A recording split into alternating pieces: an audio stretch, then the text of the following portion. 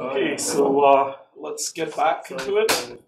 Alright, the kids thing. Yeah. Will you join us? So I'll play on not going because I already know it.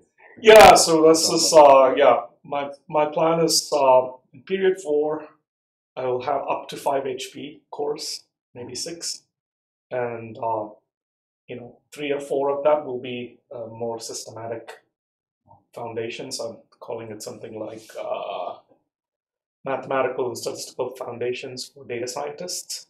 So I will literally start from sets, relations, maps, and Aristotelian logic. It will be done in 2 hours, but then we will do all of the, say, SageMath implementation of everything as well in parallel. So you understand how we use the objects as you're learning about intersections and unions. That'll give us prelude to sigma algebra. So we won't do measure theoretic probability axiomatically, but we'll do discrete probability axiomatically, conditional probability, Bayes rules. It's a in fact, we can reverse engineer Khan Academy's concept map and literally explode on each one. That way, it should culminate in like variational Bayes. You should understand what's variational Bayes. You should understand what's principal maximum likelihood inference. These basic ideas, right? Tests, confidence sets, these kinds of things. I will stay out of Spark and big data stuff because we can do it all on Python. But then my plan is to intersperse that in this curriculum, so you know what you really need to fully understand something. Yeah, we'll also learn Python then on the fly. Yeah, we'll do mostly Python and maybe some R because remember the co-calc we did, collaborative calculation in the cloud? Mm-hmm. That's a SageMath free service.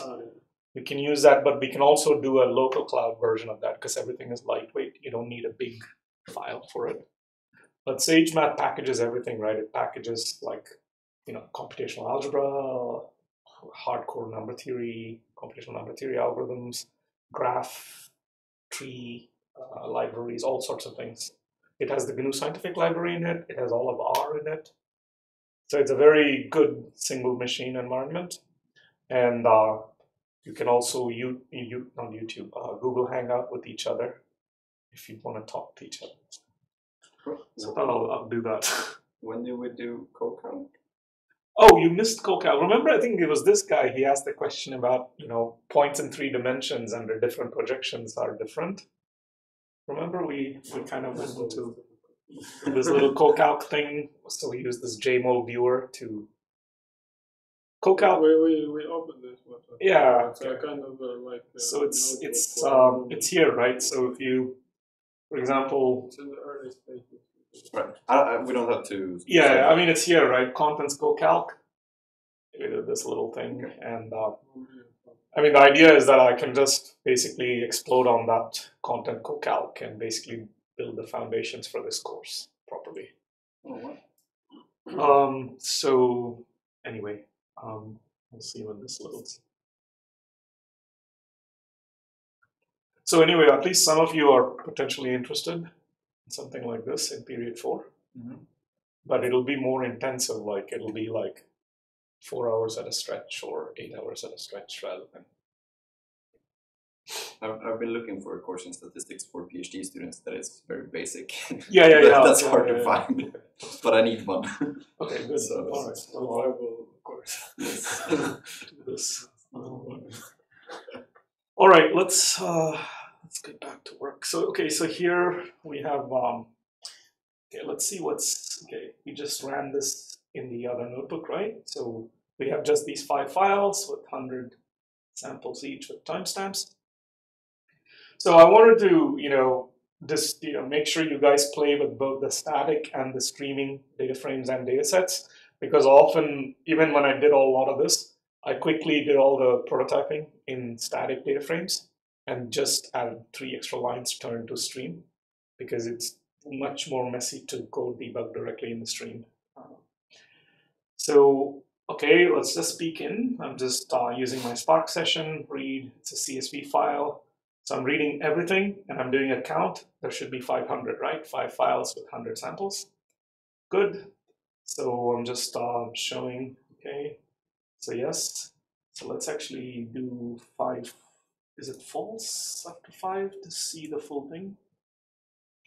Dot, dot, dot, dot, dot. Oh, false, comma 5 maybe. Oh, that's probably, I think it's 5 comma false, right? Do you know what I'm talking about? Ah, sorry. ALSE. Yeah, so now I can see the full timestamp. Okay, what is this nest? Basically, so remember that for streaming data frames, we should really specify the user schema. And otherwise, it'll just take a value and take a big string for each line. So here I'm creating my user schema using struct type, just adding table time, type timestamp, table called score, and type double. So then I'm going to create a static data frame as well as a streaming data frame. So what's happening in the static data frame, I just use the spark.read method, and I'm using a CSV file that I'm reading, so I can use my option where the separator is a comma. So this is a comma separated variable. And then I'm putting my user schema in here, and that will just create me a static data frame. For streaming data frame, all I'm basically doing is calling read stream instead of read. Okay, everything else is pretty much the same except this option, which is max file struct trigger. Right? And you can play with those other options if you want stuff. Like there's something wrong with my connection here. Yeah, same here. Uh-oh. Yeah. I think, yeah. Fortunately, I don't have a immediate Zeppelin version I can launch. Okay. Let's see what happens.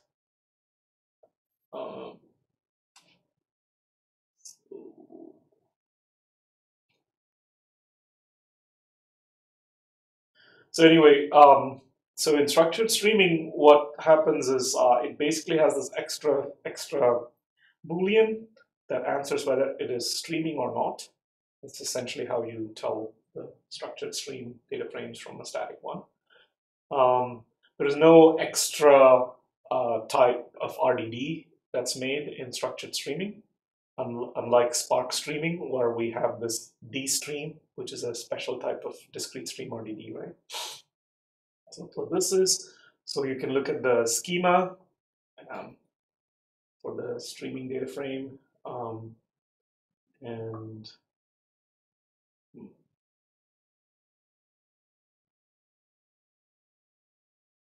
something is bad. Yeah, I try to refresh the site. Don't do that. Okay. It doesn't even open. The Yeah, something wrong with the. So remember, this is the co-calc thing, you know. Yeah. Okay.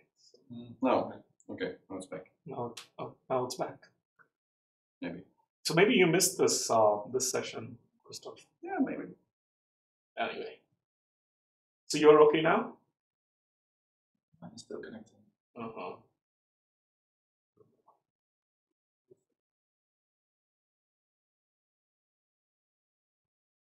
Okay, maybe it's good.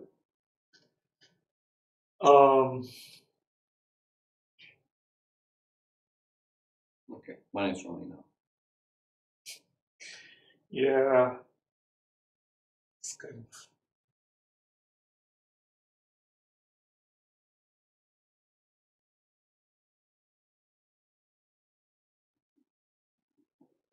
Okay, so we're back, I think. Okay, so again, you can do this display CSV streaming and it'll show you stuff, but let's just directly jump into this. So now I'm running a query. Remember, all I did before was just set up this streaming data frame. But now I'm taking this streaming data frame I'm doing some extra steps to it. So I'm selecting, I'm taking the score column, and I'm using this method called bround. It basically does a rounding of it with 0-digit precision. So it basically, this is just a silly way to bin the samples. So basically anything between -1, whatever the decimal value is, it'll call it -1, and anything after 0, it'll call it 0. So I'm simply making a bin score out of it, grouping by this new bin score, and counting, ordering, and outputting in complete mode into console. So now you can see, there should only be 1, 0, 1, 2, 3, 4 batches, right? Because there are only 5 files. Then what we can do as this is running is jump back into the other world. Let's wait till all 4 batches are processed. Then we can jump back to the other world and add some extra files, okay, to 37B. So when it's not receiving any data, it'll just sit there, waiting for new files. Okay, so it'll now finish batch 4 and wait. But then we can go back here and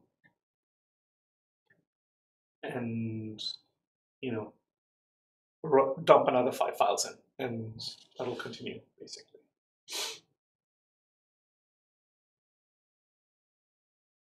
Yeah. So yeah, after this point, it's just going to not do much because there are no more files to read, and just like. So let's give it another 5 from here. So now when we jump back here, it should start processing batch 5. See? So I mean, this is a little demo, but so for example, in other contexts, if you don't receive any data, maybe that's an alert in itself, right?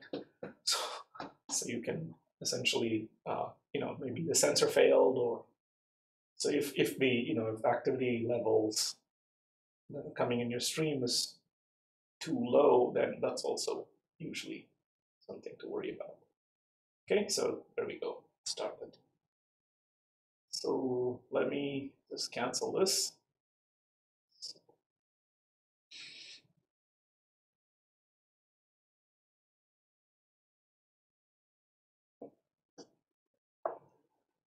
Okay, so I have a question about how this structured streaming works. So it is taking every batch of rows, and it's doing this query to it. Yeah. And then it knows it should save the query in some file, but it also knows that it should keep on increasing the counts, or are each batch from here independent? No, it's good because we're saying the output mode is complete now, so it's actually doing a full-on count of everything. So this means this means these numbers should keep increasing, right? Yeah. I hope they are. So how does it do it? Does it recount? Like when it receives the second batch, does it recount the first and the second batch together and keep both in memory? Or does it keep the original result of the first batch and aggregate it with this thing? So it's doing this, right? So because it's complete, it's this picture, right? So it will have all the data. So if you look at the count example, so you have, cat, dog, dog, dog, everything is here basically. Right. So that's how we're now looking at it, because it's this complete mode. So it's the running count of everything. Right. So it's basically just taking data and saving it. Yeah. And then at some time process it's just outputting what it has at this point. Yeah. So could you instead do that whenever you receive a batch, you update some table? Yes. So right now keeping everything in memory, but throwing things away. Yeah. But keeping the results. Yes. So there are 2 other modes. I think we will look at them downstairs soon. So there's 2 others. So this is the complete mode. It's the simplest to understand. Okay. But there is other modes like Append Mode, and it's one more. So depending on the mode, it will it'll only update the things that have changed, for example. But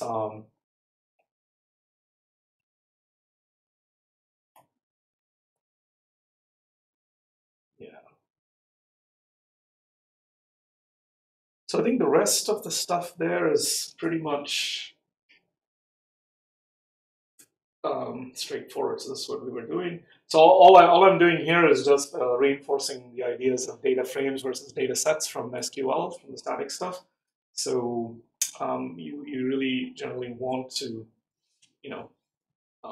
use data sets as much as possible because of compile time type checking it provides, at least in the static context completely.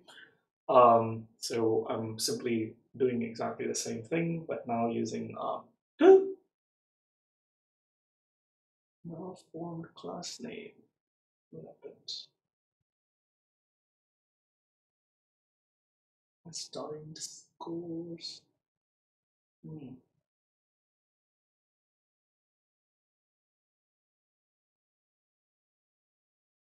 Okay, let's see what's going on.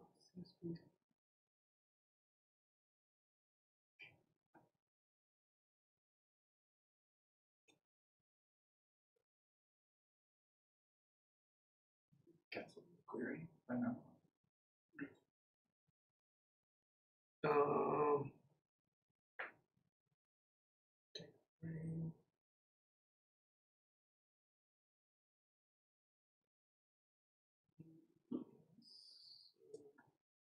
Sure.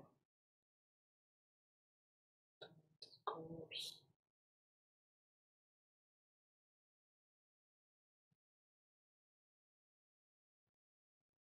Static timestamp.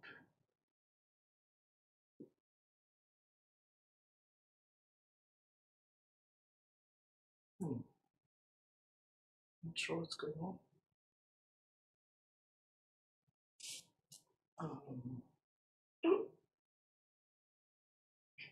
Oh, did I lose everything? Something crazy happened.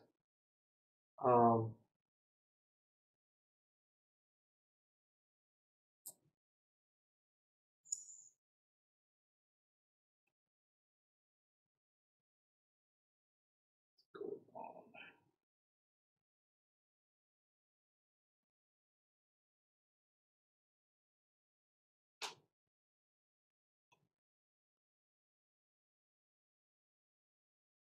Okay.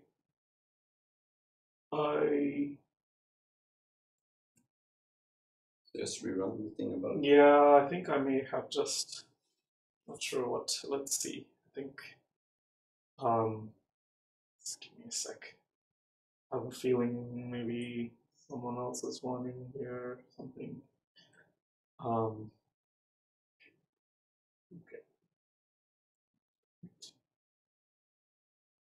Okay. So you guys are able to see it fine, right? Yeah. I think. Yeah. I might just walk through because I probably have to redo stuff. Let's see.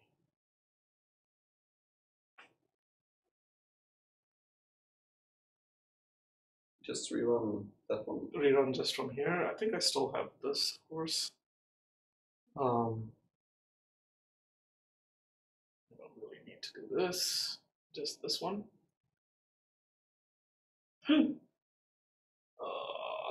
On abstract type, so I think I'm just missing a whole bunch of imports that I had before.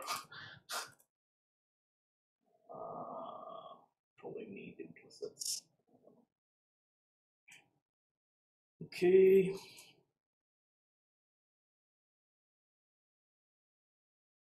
I don't really need to do this now. Should be fine.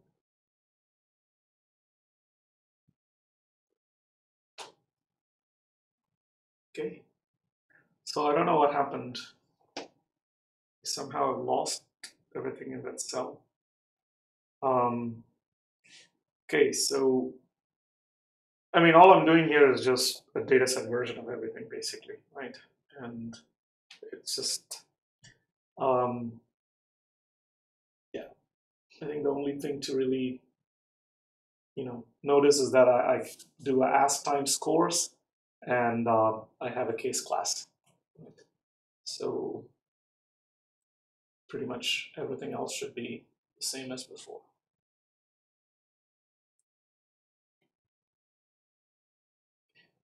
Okay, so now we have this extra notion. I'll come back and cancel this later.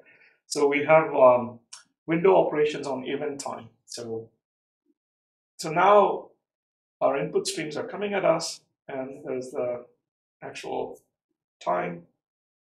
And I don't know, we have the event time in the file itself, right? So they're sort of occurring somewhere on the timeline. And we have a result table that's sort of triggering every 5 minutes. And it's going to now have these windows from 12 to 12:10, and it's going to have, you know, saw 1 cat in that window and 3 dogs in that window, and so on. So now it's going to have these counts incremented for windows, and you know, it's going to basically it's essentially doing a group by on the timestamps, tape triples, right? That's all this is. So these are windowed grouped aggregations. So I think I got into this example, and can essentially play the same thing.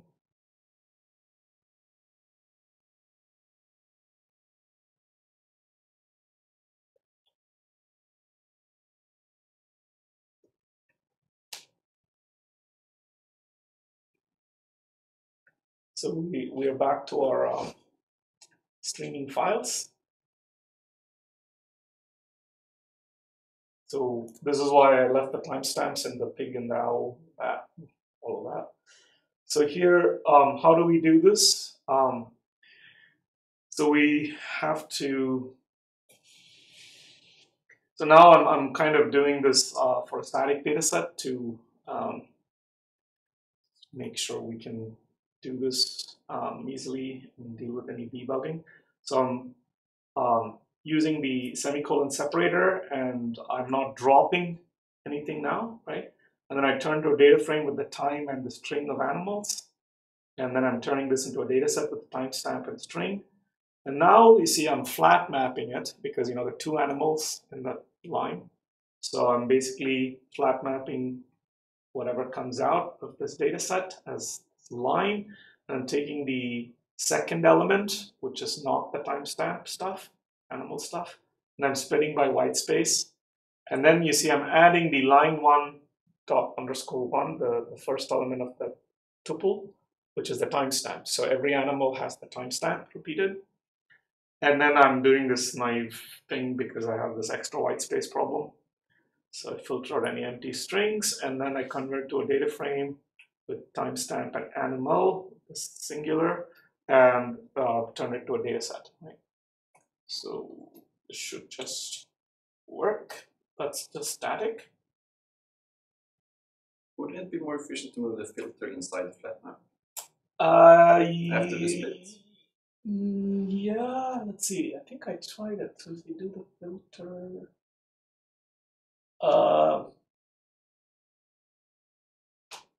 Yeah, sure. We can do that. Yeah. Because the Yeah. No, it's true. totally important optimization. Yeah. So yes, you should try that. Right. Just put this here is what you were saying. Yeah.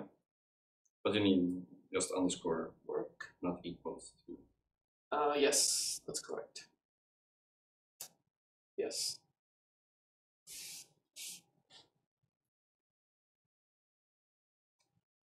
Yeah, and also I don't know. I mean, there's all this SQL thing that'll do all these predicate pushdowns and all of this stuff. I don't know if it'll catch this, you know, and actually optimize it automatically when it makes a query plan in this case. So is it working for you? Yeah. Okay. Is there actually a leading empty thing? So is there always a thing that needs Yeah, I mean, I put a white space. I was going to remove it in the semicolon and the rat, but then I thought it looked ugly, so I left it. Because I had to go back and change the shell. But this is so let's see. So you're saying. So if you keep it all the way, we can compare it sometimes. Yeah. I mean, this. I'm not even sure if this may be caught out in the. Let me see. So, a little bit clean.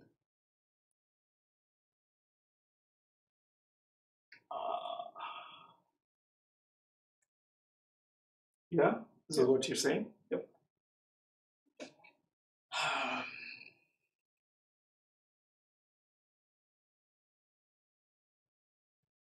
Yeah, sure.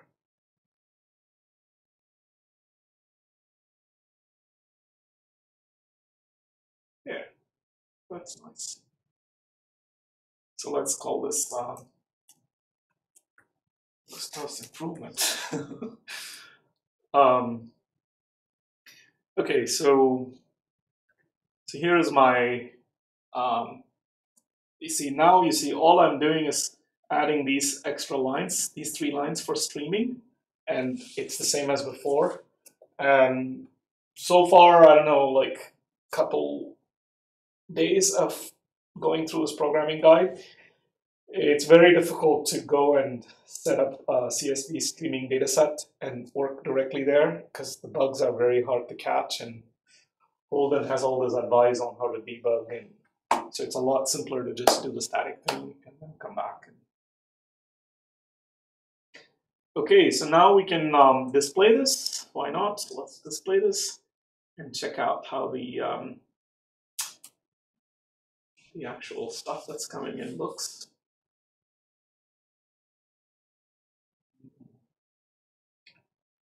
Okay, 0.3 records per second. Okay, so it looks good. Cancel this guy. Now we're going to run the proper query. Now we'll just write to console. See, what I'm doing now is window duration. I say as a string 180 seconds, slide duration is 90 seconds. And then now I have my windowed counts. So here it's just like before. I have a group by statement, except in my group by, I have my window. So the group by uses the window from the timestamp column and then uses these strings, window duration and slide duration. So, and then what I'm after is just the animal column, animal names. I'm simply counting and ordering by windows.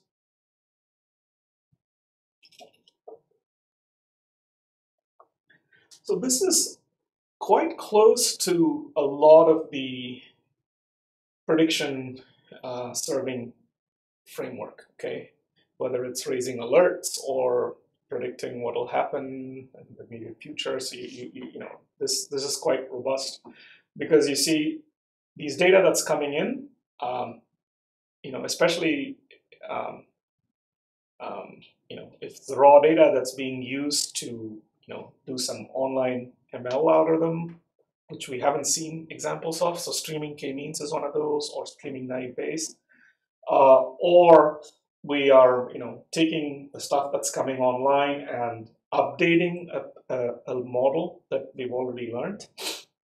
Then, you know, we may want to keep the data in the event time order, right? So this gives you exactly ones and fault tolerance, and you know, all the stuff is abstracted away for you. So you just do SQL at this level. Okay, so this is quite handy. I think we're looking every 180 seconds, so you can see the time windows are 30 to 33 minutes, and so it's doing these animal counts specific to these intervals. So I think the last main idea is how to handle late data, right? So and this is the notion of watermarking. So for example, here is you know, here is a data. It only arrives now, but it's actual event timestamp is in the past, right? So this data should actually be updating our 12 p.m. to 12:10 p.m. window, right? So the dog count should be incremented. But so this is great. But then what if but these tables will grow out of bound if we just allow for arbitrary late data, right? So we have to deal with this problem somehow. So a natural way to handle late arriving data is to simply watermark and say any data that is too late is too late. Just drop it, right? That'll ensure that these window grouped aggregates are not going to explode. These tables will still be under control. So that's the main idea. So I think in the picture, so here we're basically setting the watermark duration to be 10 minutes. So anything that arrives past the 10 minutes past the latest data so far will be ignored. So, and then this is exactly the same.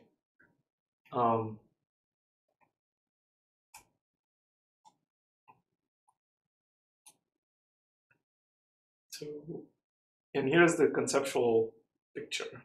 So event time on the y-axis and processing time on the x-axis. So this is our same baby example. So what we're going to be doing is, so here's the data that arrives as event time word pairs and data that is late, but within the watermark are these. So we essentially have a watermark step function that's sort of, having this whatever watermark threshold is moving with us. And so we use the latest data right now to define this watermark boundary. And so when we have donkey arriving at with event timestamp 1204 at 1222, we just drop donkey because the watermark with the 10 minutes delay is way above the donkey's timestamp. So it's just I don't know. It's one way of dealing with this. Right? So here's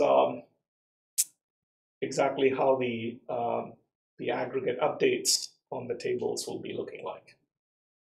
So there's no donkey updated here.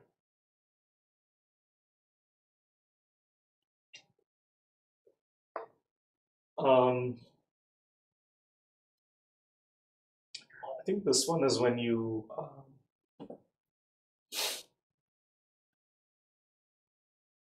yeah, this is in the append mode. Oh yeah, so this is Gustav's question earlier. So this is so there's the complete mode, update mode, and append mode, and so I think this is what these schematics are showing you. So how things will change in the append mode.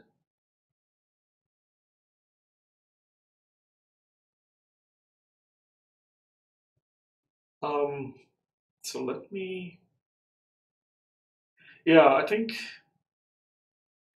tomorrow we will start playing with a few different ideas, and maybe we'll get deeper into this. What I wanted to point out is this is just at the maybe 70% basic syntax of how to work with structured streaming. So often what you'll be wanting to do is to write your own sinks, right? So currently we're using, writing to a file or console, but maybe you want to write your own special sinks. These sinks could be maybe sending an email, or it could be, having a Slack channel or whatever, right? And if you're some hardcore social, engineering company. It may be, your API calls to Twitter to, I don't know, pass messages or whatever, right? Your bots or whatever. Any kind of control you do would be is doable here. So you could have, arbitrary syncs essentially, but you need to write your own syncs for that. So even to raise a simple alert, to send an email to some guy who's supposed to look at, possibly someone falling off a big tower or whatever, or there's some security problem, you send the email alert or Slack alert, you need to write your own custom syncs. So we may do this soon. Okay. What else? Yeah, and I will see if I can figure it out tonight. This is a challenge. So I want to try and play with an arbitrary stateful operation. So,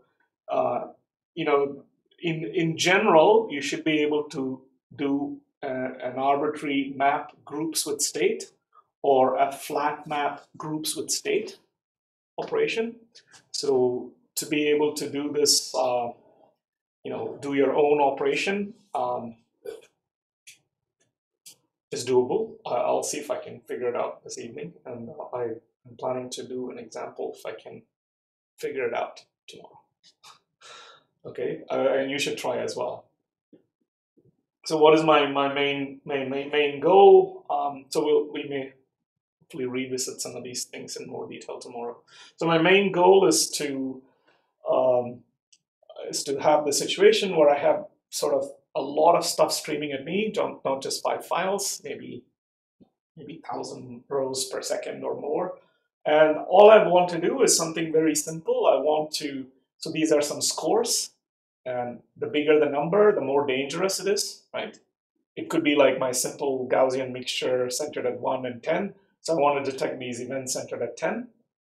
How do I do that in a full-blown streaming context where tons of data is coming at me? So then we need to understand a bit about sketching. So do people know probably approximate computing paradigms and sketching? And okay, so we won't get too deep into it, but I'll give you some high-level ideas about it. The basic problem there is you have, even to find, so if you want to find the mean of a stream of numbers coming at you, that's straightforward, right? You just have to know the current mean, and then you add the new data that comes in and divide by n+1, right? So mean, as well as the variance covariance matrix, and others are examples of what are called recursively computable statistics. So you only need a small finite buffer and some arithmetic to update certain statistics, like the mean or the variance covariance matrix. But the one-dimensional summary, like a median, right? Okay, you guys know the mean and the median, right? Okay. Yeah, so it's the inverse image of the empirical distribution function of 1/2, right?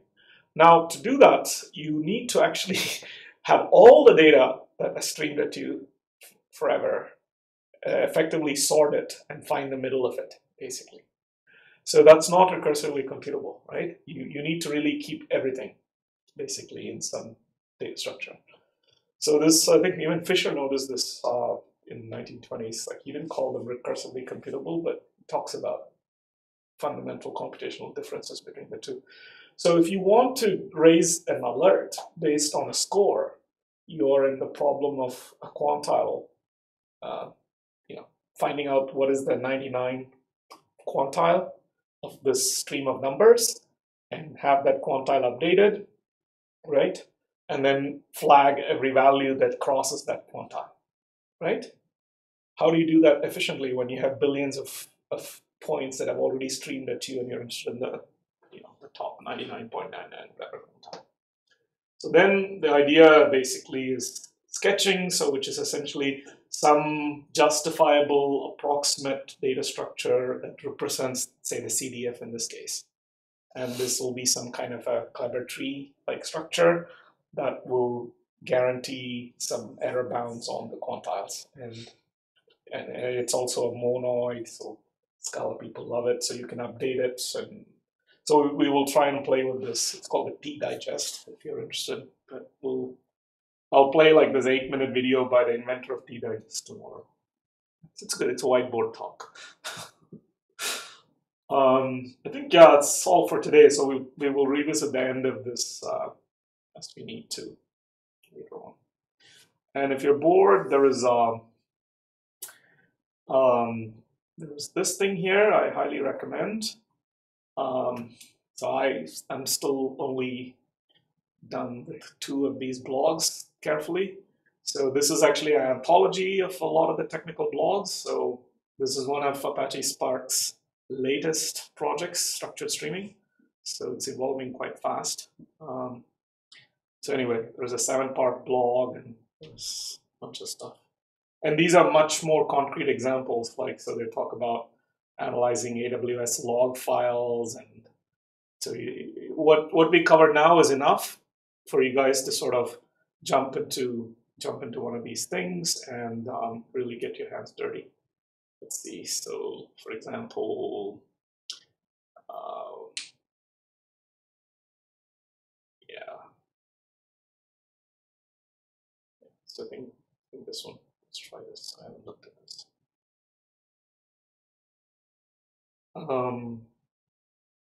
Yeah. So they're basically, this will take you through how to deal with different types of standard distributed data formats. Yeah. So anyway, I mean, because if you guys want to use structured streaming, you may need to get into some of these blogs to get into more details. Okay, I don't know. Just looking at some random notebook now. Where did you get to that one? Where do you get to that? Oh, it's from here, right? So where to go from here? It's just at the very end. Deep dive. Yeah, so you can watch this this talk. I should probably update this to 2017 talk in the Dublin. But this one's it's a blog of blogs. Okay. So. Did you just add that? Because I don't have it here. That link. Oh really? Oh, probably. Yeah, bad. That was bad. Yeah, I didn't push it. So yeah, I'll add it. I think it should be here. Yeah, I'll push it.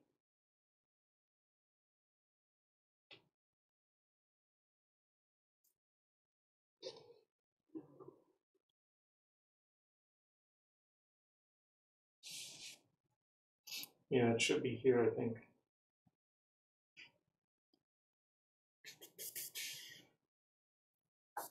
It's also the very top of whatever the latest thing. See where to go from here. It's on the top as well. But yeah, it's probably not in the DVC thing because it's almost 11 p.m. last night or whenever I went to bed. Yeah, it should be here in the bottom of this one.